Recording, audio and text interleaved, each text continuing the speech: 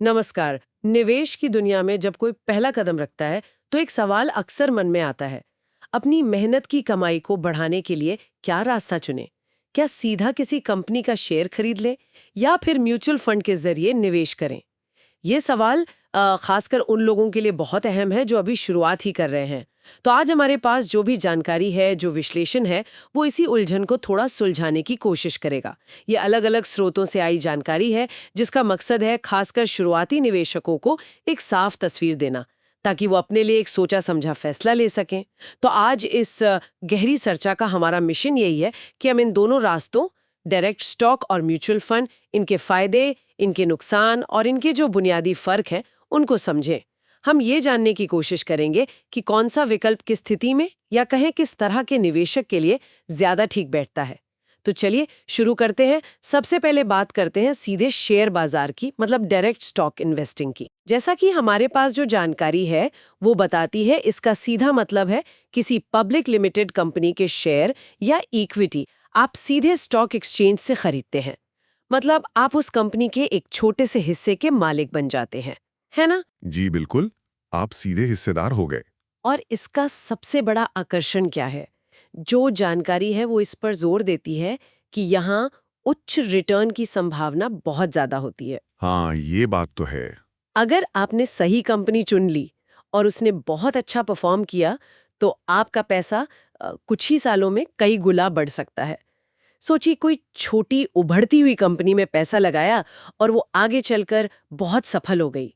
और जैसा आपने कहा, कंपनी में सीधी हिस्सेदारी का एहसास होता है, वोटिंग राइट्स भी मिल सकते हैं। हाँ, और अगर कंपनी मुनाफा कमाती है तो डिविडेंड यानी लाभांश या फिर बोनस शेयर भी मिल सकता है।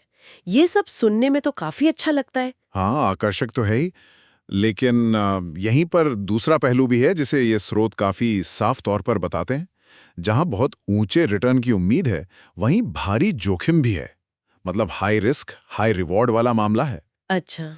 एक गलत फैसला, मान लीजिए आपने किसी ऐसी कंपनी में पैसा लगा दिया जो ठीक से चली नहीं या कोई गड़बड़ हो गई, तो आपकी पूंजी को बड़ा नुकसान हो सकता है। कितना नुकसान? अरे, आपका पैसा आधा रह सकता है या शायद उससे भी कम, ये संभव है। और स्रोत ये भी साफ करते हैं कि डायरेक्ट स्टॉक में सफल होना कोई आसान काम नहीं है। ऐसा नहीं है कि बस पैसा लगा दिया और बढ़ गया। इसके लिए बाजार की गहरी समझ चाहिए, कंपनियों का फंडामेंटल एनालिसिस करना पड़ता है। और सबसे जरूरी बात, इसमें काफी समय और धैर्य लगता है। अच्छा, मतलब काफी मेहनत वाला काम है। हाँ जी, आपको कंपनी की बैलेंस शीट समझनी होगी, मैनेजमेंट कैसा है ये देखना होगा, इंडस्ट्री किधर जा रही है ये सब जानना होगा। ये अपने आप में एक काम है, पार्ट टाइम या फुल टाइम जैसा। तो ये सिर्फ किस्मत की बात नहीं है। और एक शब्द जो बार बार आता है, अस्थिरता, हम्म वॉलेटिलिटी, हम्म उसका क्या मतलब है यहाँ?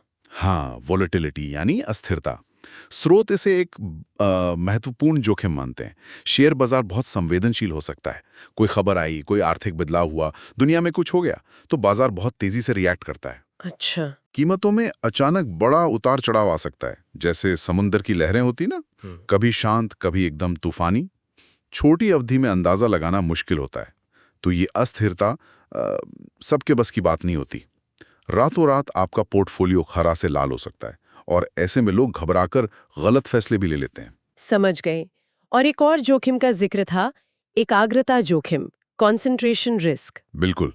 देखिए, जब आप सीधे स्टॉक खरीदते हैं, तो अक्सर आपका पैसे कुछ गिनी चुनी कंपनियों में ही लगता है ना। हाँ, आमतौर पर। मान लीजिए आपने अपनी सारी बचत सिर्फ 2 या 3 कंपनियों में लगा दी। अब अगर उनमें से एक भी कंपनी मुश्किल में फंसी, तो सोचिए आपके पूरे निवेश पर कितना बुरा असर पड़ेगा। हाँ, बात तो सही है। इसी को कॉन्सेंट्रेशन रिस्क कहते हैं। मतलब आपका सारा जोखिम कुछ ही जगहों पर सिमट गया। जबकि डाइवर्सिफिकेशन, जिसकी बात हम आगे करेंगे, वो इसी जोखिम को कम करने का तरीका है। ठीक है।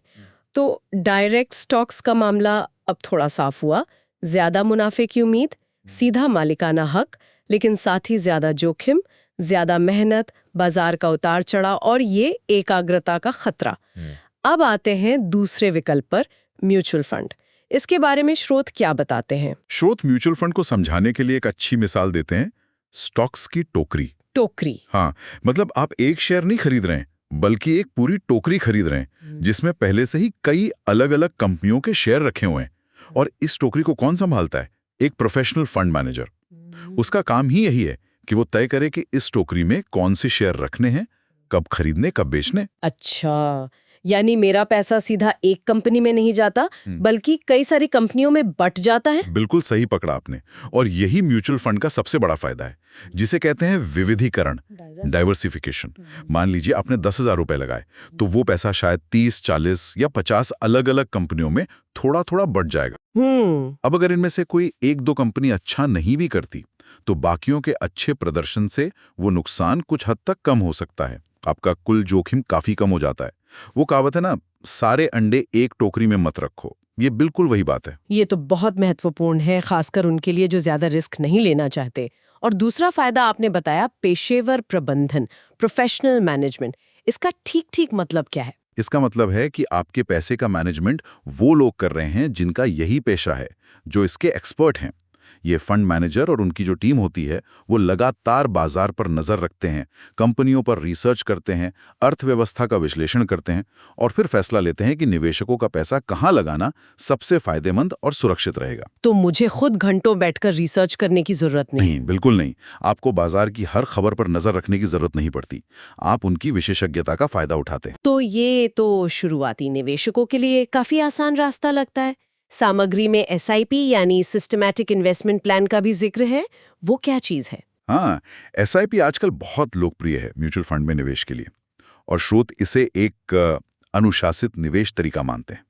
इसमें क्या होता है कि आप हर महीने या हर तय समय पर एक निश्चित रकम, छोटी सी भी हो सकती है, जैसे 500 या 1000 रुपए, अपनी पसंद के म्यूचुअल फंड में डालते रहते हैं। अच्छा, हर महीने फिक्स्ड अमाउंट? जी। इससे एक तो निवेश की आदत बनती है, और दूसरा आपको ये चिंता नहीं रहती कि बाजार कब ऊपर है, कब नीचे है, कब पैसा लगाऊं। जब बाजार गिरा होता है तो उसी पैसे में आपको ज्यादा यूनिट्स मिल जाती हैं, और जब बाजार चढ़ा होता है तो कम। इसे रुपी कॉस्ट एवरेजिंग कहते हैं। लंबी अवधि में यह फायदेमंद हो सकता है। ये तो दिलचस्प है।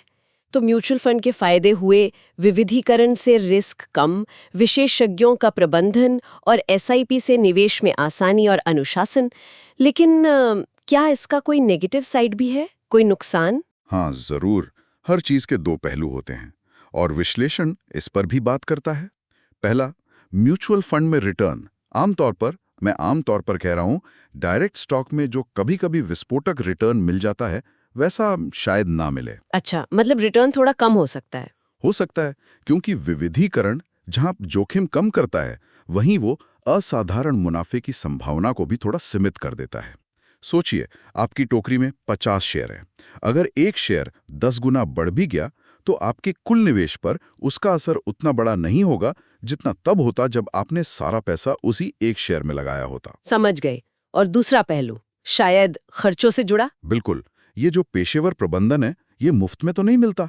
म्यूचुअल फंड कंपनियां अपनी सेवाओं के लिए एक फीस लेती हैं। इसे कहते हैं एक्सपेंस रेशो। Expense ratio? ये सालाना आपके निवेश की वैल्यू का एक छोटा सा प्रतिशत होता है।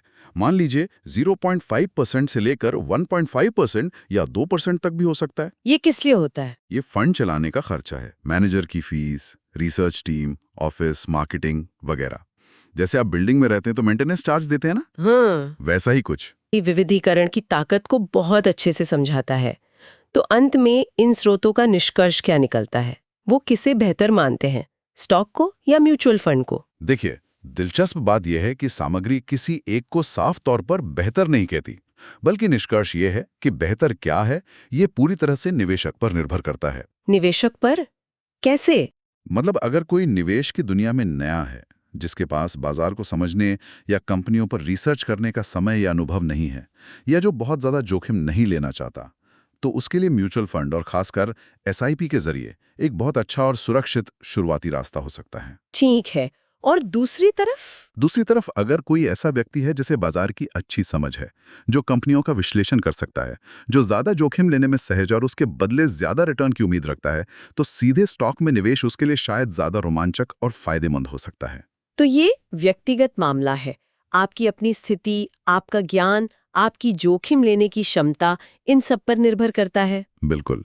स्रोत इस बात पर भी जोर देते हैं कि ये दोनों ही रास्ते म्यूचुअल फंड और डायरेक्ट स्टॉक लंबी अवधि में दौलत बनाने के शक्तिशाली साधन हैं। कई अनुभवी निवेशक तो दोनों का मिश्रण इस्तेमाल करते हैं। कुछ पैसा सुरक्षित म्यूचुअल फंड में रखते हैं और कुछ पैसा सीधे उन शेयरों में लगाते हैं जिन पर उन्हें ज्यादा भरोसा होता है। अच्छा, ऐसा भी करते हैं लोग। हाँ, तो ये कोई एक ही जवाब सबके लिए सही वाली बात नहीं है। ये आपकी अपनी आर्थिक स्थिति, आपके लक्ष्य, आप किस लिए निवेश कर रहे हैं, घर, गाड़ी, रिटायरमेंट, आप कितना जोखिम झेल सकते हैं, आपकी रिस्क लेने की क्षमता, और आप कितने समय तक निवेशित रहना चाहते हैं, आपका इन्वेस्टमेंट होराइजन, इन सब बातों का मिला-जुला फैसला है। बहुत ही व्यक्तिगत चुनाव है ये। तो आज के इस विस्तृत चर्चा में हमने उपलब्ध जानकारी के आधार पर म्यूचुअल फंड और सीधे शेयर बाजार में निवेश के अलग-अलग पहलुओं को समझने की कोशिश की। हमने देखा कि कैसे जोखिम और रिटर्न का संतुलन दोनों में अलग है, कैसे एक में पेशेवर प्रबंधन है तो दूसरे में ज्यादा कंट्रोल, और कैसे विविधीकरण बनाम एकाग्रता का चुनाव आपके निवेश के सफर को दिशा दे सकता है। उम्मीद है कि ये विश्लेषण उन सभी के लिए मददगार होगा जो निवेश के इस चौराहे पर खड़े हैं और सोच रहे हैं कि कौन सा रास्ता चुनें। बिल्कुल।